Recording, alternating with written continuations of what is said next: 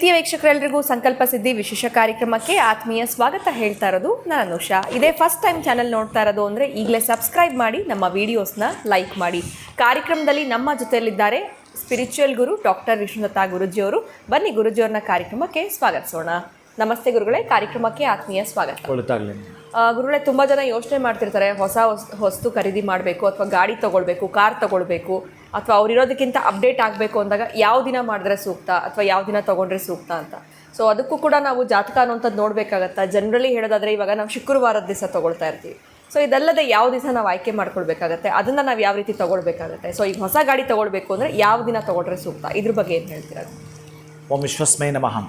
ಪ್ರೀತಿಯ ಬಂಧುಗಳೇ, ವಾಹನ ಕೂಡ ಒಂದು ಸಂಪತ್ತು ನಿಮಗೆ. ಅಂಥ ವಾಹನದ ಸಂಪತ್ತು ಭಾಗ್ಯವನ್ನು ಕೊಡುವಂಥದ್ದು. ಭಾಗ್ಯದಲ್ಲಿ ಶುಭಗ್ರಹಗಳಿದ್ದಾಗ ಅದ್ಭುತವಾಗಿ ಬರುತ್ತವೆ.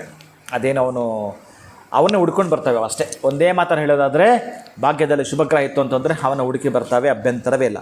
ಅವನಿಗೆ ಮೂಲಭೂತ ಸೌಕರ್ಯಗಳು, ಮನೆ ಆಗಿರ್ಬೋದು, ಆಸ್ತಿ ಪಾಸ್ತಿ ಜೊತೆಗೆ ಬಹಳ ಬೇಕಾಗಿರ್ತಕ್ಕಂಥ ವಾಹನ ಎಲ್ಲವೂ ಕೂಡ ಬರ್ತವೆ.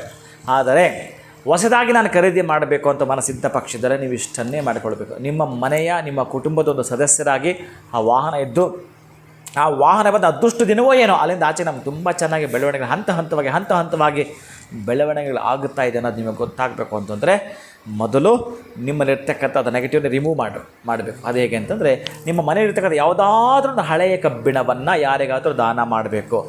ಚೆನ್ನಾಗಿ ಜ್ಞಾಪಕ ಇಟ್ಕೊಳ್ಳಿ.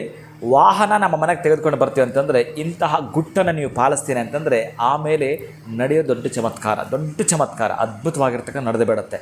ಅದಕ್ಕಾಗಿ ನೀವು ಮಾಡಬೇಕಾಗಿರ್ತಕ್ಕಂಥದ್ದು ಬಹಳ ಪ್ರಮುಖವಾಗಿರ್ತಕ್ಕಂಥದ್ದು ಅಂತಂದರೆ, ಮನೆಯಲ್ಲಿರೋ ಕಬ್ಬಿಣವನ್ನು ಅಥವಾ ಯಾರಿಗಾದರೂ ಕಬ್ಬಿಣ ಯೂಸ್ ಆಗುತ್ತೆ ಅನ್ನೋ ರೈತರಿಗೆ ಅವ್ರಿಗೆ ಬೇಕಾಗಿರೋ ಇನ್ಸ್ಟ್ರೂಮೆಂಟನ್ನು ಕೊಡಿಸುವಂಥದ್ದು. ಈ ಗುದ್ದಲಿ, ಪಿಕಾಸಿ ಏನೇನು ಇರುತ್ತಲ್ಲ, ಅದು ಇನ್ಸ್ಟ್ರೂಮೆಂಟನ್ನು ನಿಮ್ಮ ಹತ್ರ ಇದ್ದರೂ ಬಹಳ ಸಂತೋಷ. ಅಥವಾ ಹೊಸದಾಗಿ ನಾನು ಕೊಡಿಸ್ತೀನಿ ಅಂತಂದರೆ, ನಿಮ್ಮ ಮನೇಲಿ ಒಂದು 2 or 3 days ಇಟ್ಕೊಂಡು ಆಫ್ಟರ್ ನೀವು ಅವರಿಗೆ ರೈತರಿಗೆ ಕೊಡ್ತೀನಿ ಅಂತಂದರೆ ಬಹಳ ಖುಷಿ ಇರುತ್ತೆ. ಜೊತೆಗೆ ಯಾವತ್ತು ನೀವು ವಾಹನ ತರ್ತೀರೋ ಆವತ್ತು ಅದು ಬುಧವಾರ, ಗುರುವಾರ, ಶುಕ್ರವಾರ ಬಹಳ ಶುಭ ಸೂಚಕವಾಗಿರ್ತಕ್ಕಂಥದ್ದು.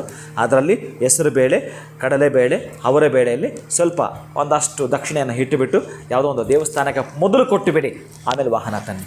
ನೀವು ಪೂಜೆ ಮಾಡೋಕೆ ಏನೇನು ಮಾಡ್ತಾರೆ ನಿಮಗೆ ಗೊತ್ತಿರುತ್ತೆ. ನಾನು ವಾಹನ ಕೊಂಡುಕೊಳ್ತಾ ಇದ್ದೀನಿ, 2 wheeler or 4 wheeler ಯಾವುದೇ ಆಗಿದ್ರೂ, ಅಥವಾ ಬಿಸ್ನೆಸ್ ಪ್ಲ್ಯಾನ್ ಮಾಡ್ಕೊಂಡಿದ್ದೀನಿ, ಅದಕ್ಕೆ ತೊಗೊಳ್ತಾ ಇದ್ದೀನಿ ಅಂತಂದರೆ ನಿಮ್ಮ ಕುಟುಂಬವನ್ನು ಅದು ಸಾಕತ್ತೆ, ನಿಮ್ಮ ಕುಟುಂಬವನ್ನು ರಕ್ಷಣೆ ಮಾಡುತ್ತೆ, ನಿಮ್ಮ ಕುಟುಂಬದ ಪೋಷಣೆಯೇ ಅದಾಗಿರುತ್ತೆ.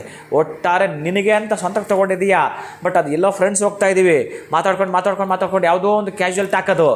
ಆದರೆ ಆ ಕ್ಯಾಶುವಲ್ ಟಾಕ್ ಒಂದು ಬಿಸ್ನೆಸ್ಗೆ ಮಾರ್ಪಾಟ ಮಾಡ್ಕೊಟ್ಬಿಡುತ್ತೆ. ಅವರಿಂದಲೇ ಒಂದು ದೊಡ್ಡ ಮಟ್ಟ ಬಿಸ್ನೆಸ್ ಸಿಕ್ಬಿಡುತ್ತೆ ನಿಮಗೆ. ನಾನು ಹೇಳ್ತಾರೆ, ಯೆಲ್ಲೋ ಬೋರ್ಡ್ ಮಾತ್ರವೇ ಅಲ್ಲ, ವೈಟ್ ಬೋರ್ಡ್ ನಿಮ್ಮನ್ನು ಬ್ರೈಟ್ ಮಾಡಲಿಕ್ಕೆ ಇರ್ತಕ್ಕಂಥ ಅವಕಾಶಗಳು ಕೂಡ ಇದಾಗಿರುತ್ತೆ. ಖಂಡಿತ ಗುರುಗಳೇ, ಎಲ್ಲೋ ಒಂದು ಕಡೆ ಕಬ್ಬಿಣವನ್ನು ನಾವು ಹೇಗೆ ಹೊರಗಡೆ ಕೊಡಬೇಕು, ಜೊತೆಗೆ ಗಾಡಿ ಕೂಡ ಒಂದು ಸಂಪತ್ತು ಅನ್ನೋದನ್ನ ತಿಳಿಸ್ಕೊಟ್ರಿ. ಭಾಳ ಉತ್ತಮವಾಗಿರುವಂಥ ಒಂದು ರೆಮಿಡಿನ ಕೊಟ್ಟಿದ್ದೀರಾ. ಬಹಳ ಧನ್ಯವಾದಗಳು ತಮಗೆ. ನಮಸ್ಕಾರ. ಹರೇ ಶ್ರೀನಿವಾಸ.